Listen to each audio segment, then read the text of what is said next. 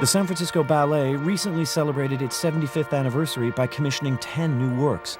Some were whimsical, others technical, but Canadian choreographer James Kudelka's piece is best described as poetic. The dance, entitled "The Ruins Proclaim the Building Was Beautiful," is a moving tribute to an art form that Kudelka feels is fading. There seems to be a change happening in the arts and in the performing arts that makes one wonder whether they really are going to be around any longer, being replaced by many, many other different kinds and forms of entertainment. So I think what is happening is I am, as an artist, really trying to find out the essence of what it is that excited me about dance and to mourn it a little bit. At the end of my piece, once this corps de ballet leaves the stage, there is almost the muse comes to have her last fling as the muse of dance before it's over for her. It does leave you feeling a sense of loss, and I think we certainly know what a sense of loss is. Rodney Sharman composed the music for the ballet.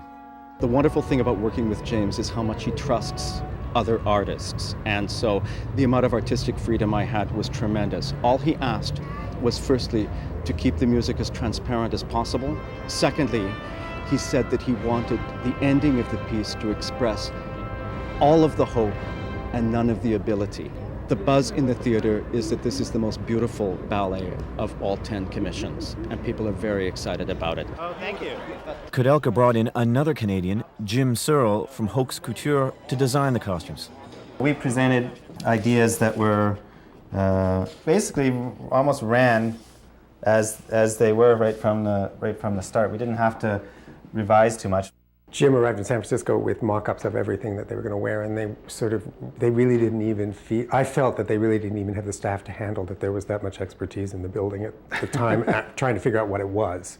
Usually everything in San Francisco tends to be done quite later. Yeah. Last minute, it's always an emergency, but this was really, really right up front, and we could actually try things on dancers and try them moving around in them. It's just little details like that were really great to have worked out and not have had an emergency. For Kudelka, this long ovation in San Francisco was almost certainly a bittersweet moment. He's created over 70 ballets in his life, but recently decided to take a break from dance and start a new career. His choice is a curious one.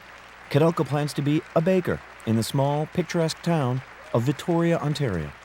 I'm really looking at where it all went and why it all happened and why it's like this. My career started in the dance boom when I was in the background behind Rudolph for all those years in New York, and it was as if it would never die. And then, he himself is dead now, and Baryshnikov has moved off to a completely, much more almost selfish solo dance world, where people go to theaters now to see Baryshnikov and are completely disappointed by what they're seeing, and he's probably turning more people off modern dance than turning it on to them. So it's just a really, really different, those people are in a really different world, and the critical world, or the people writing about it, aren't really allowing anything, I think, to come up, because nothing is as good as what they remember from before, so everybody's living in the past. And so this piece came out of all of that thinking of, God, that building, that art form must have been really beautiful, but it's barely able to, it barely has any steps left. Up next,